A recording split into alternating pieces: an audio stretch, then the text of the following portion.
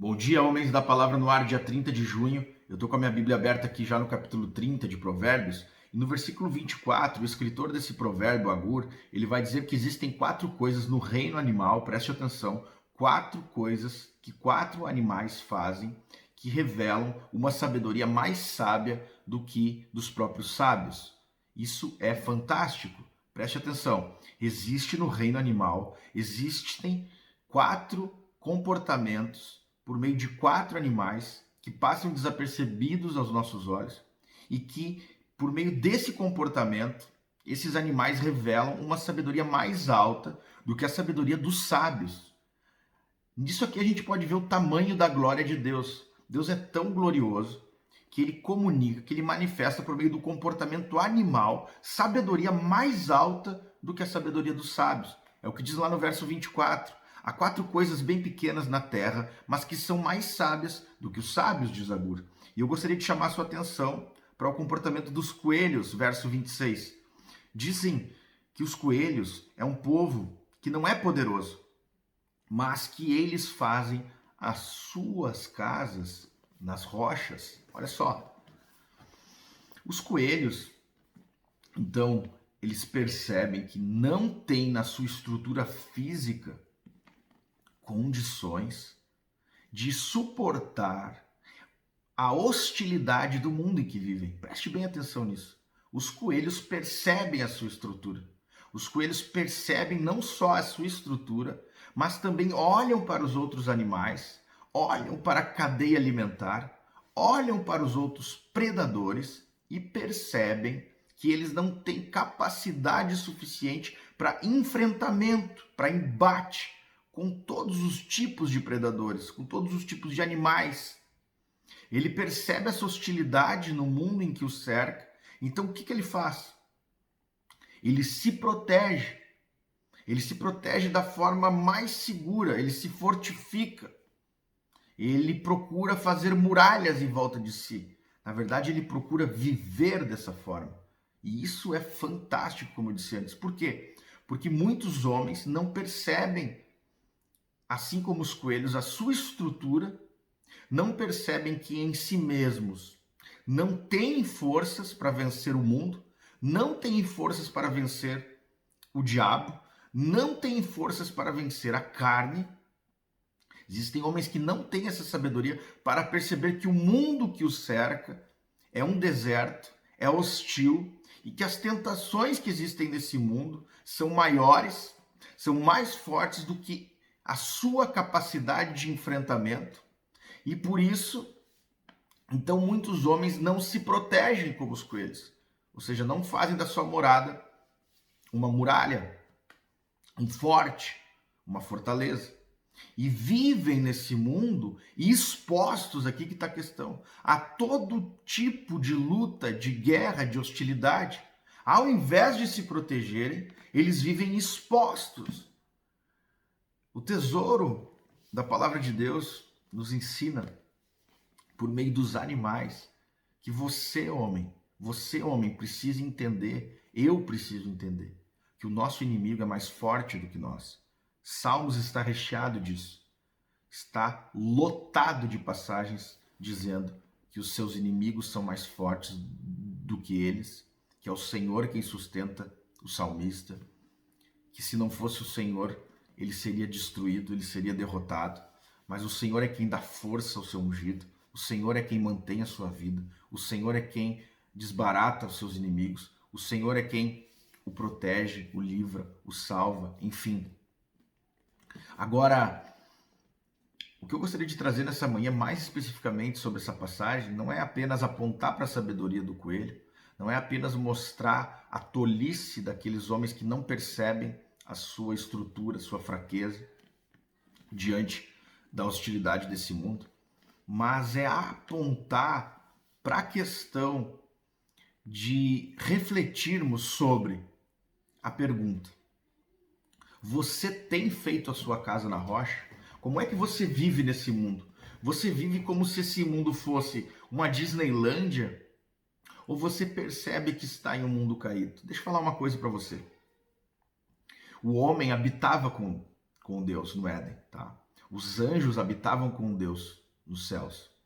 Mas a Bíblia fala de uma expulsão de anjos rebeldes, tá? Esses anjos foram expulsos da presença do Senhor, tá? A Bíblia fala em Judas que Deus os manteve em trevas, acorrentados até o tempo devido, tá? O Senhor permitiu que esses anjos fossem lançados na terra, tá? E já no Éden, preste atenção, já no Éden, ainda que o homem tivesse ali um lugar perfeito, havia manifestações demoníacas no Éden, tá? Preste atenção que Eva conversa com Satanás e ela não está espantada, ela não está surpresa de que o diabo está ali falando com ela. Ou seja, ali no Éden era uma manifestação do mundo espiritual, do mundo celestial. E nesse mundo, tá? Por não ser ainda os céus dos céus em que um dia estaremos, havia ali manifestações demoníacas. Havia muito viva a manifestação angelical, tá? Tanto é que os querubins ali depois ficaram guardando a entrada do Éden. Havia a manifestação gloriosa de Deus, uma comunicação gloriosa com Adão e Eva, mas também havia já ali demônios. Olha, preste atenção nisso, no próprio Éden havia demônios, havia o diabo, mas o homem foi expulso do Éden. E o lugar onde nós estamos agora não é mais uma manifestação de um tabernáculo, não é mais como o templo, não é mais como um lugar de conexão espiritual, como Deus fez o Éden, um jardim protegido. Não, não, não, não, não. O mundo que nós estamos agora jaz no maligno, preste atenção nisso. Deus não se manifesta de forma gloriosa, em uma comunicação gloriosa nesse mundo, tá? Eu estou falando de 3 níveis. Os céus dos céus, não é onde o homem estava. O Éden, o nível intermediário, onde havia essa conexão. Agora nós estamos aqui, no primeiro andar, digamos assim. Aqui não há esta comunicação graciosa com Deus. E não há mais esta visão dos seres celestiais, de uma proteção celestial. Ou seja, a nossa visão espiritual, a nossa comunicação espiritual com Deus, tá? A nossa visão celestial foi cortada, tá? Nós não enxergamos como Ezequiel, tá? Carruagens de anjos a nosso favor, que maior é os que estão por nós e que são por nós do que os que são para o mundo e pelo mundo. Nós não temos mais uma visão de fé, nós não vemos mais os exércitos de anjos que nos guardam. Deus fala que existem anjos ministradores que nos cuidam, mas nós não vemos isso. Nós não nos comunicamos mais com Deus de maneira tão graciosa. Muitas vezes nós clamamos e até duvidamos que Deus está nos ouvindo. Parece um céu de bronze, não vemos a sua presença. Ou seja, eu quero atentar para o fato, eu quero que você se ligue, que você acorde para o fato de que nós estamos em meio a um caos. Nós estamos em meio a um lugar onde a Bíblia diz que jaz no maligno. É como se nós fôssemos americanos e nós fomos enviados para o Iraque.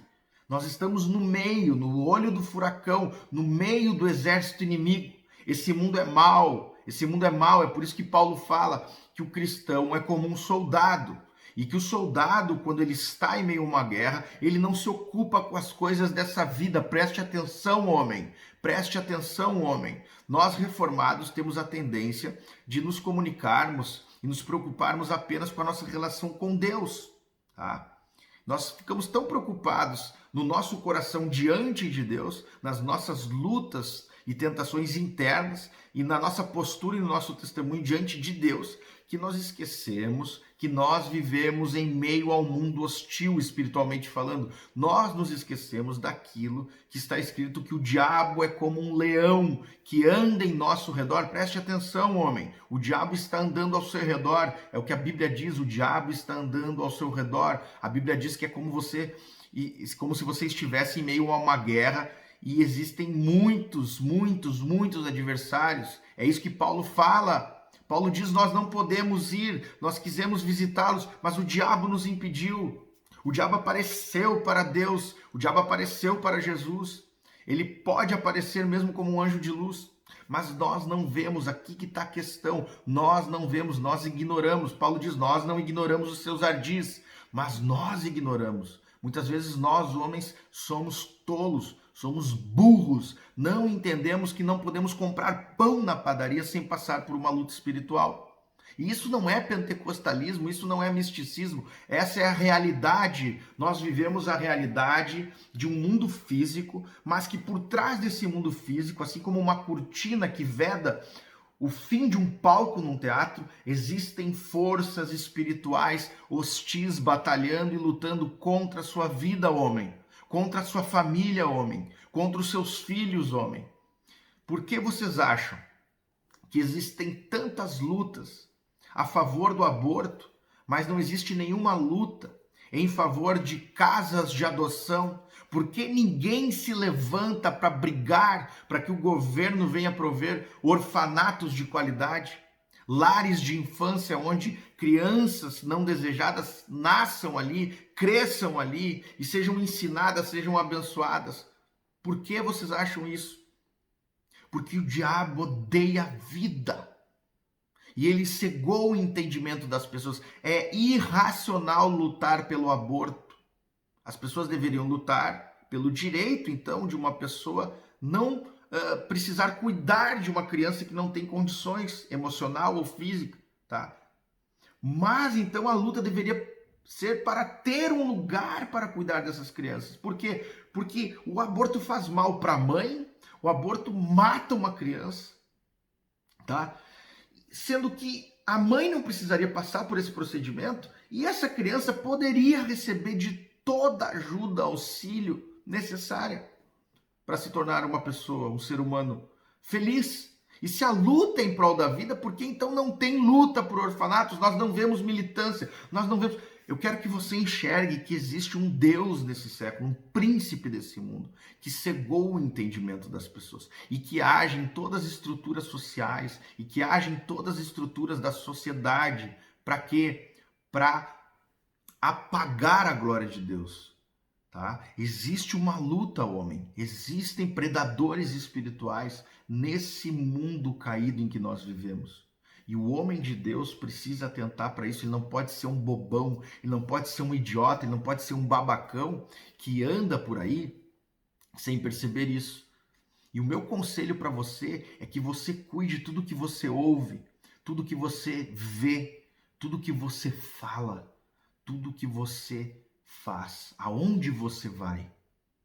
Não só na perspectiva de agradar e glorificar a Deus, isso sim é legítimo, mas também com o entendimento que existem lugares em que ali existe mais luta espiritual. Existem coisas que você vê, existem sites que você acessa, existem músicas que você ouve, existem coisas que você fala, como gritarias dentro da sua casa, discussões, brigas, que o inferno está sendo invocado e que demônios estão sendo atraídos, assim como o mel atrai a mosca.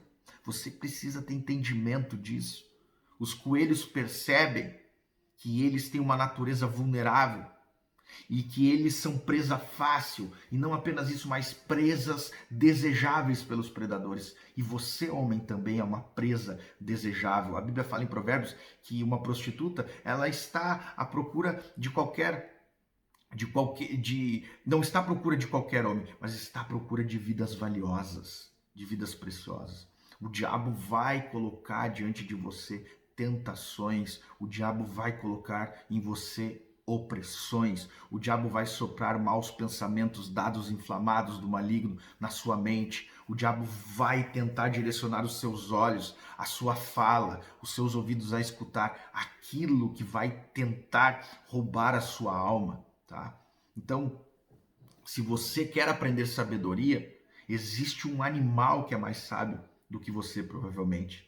Esse animal é o coelho, e ele sabe que não pode andar nesse mundo como um bobo. Os coelhos não andam nesse mundo como bobos, eles são rápidos, eles são ágeis e eles se protegem, porque eles sabem que esse mundo é hostil.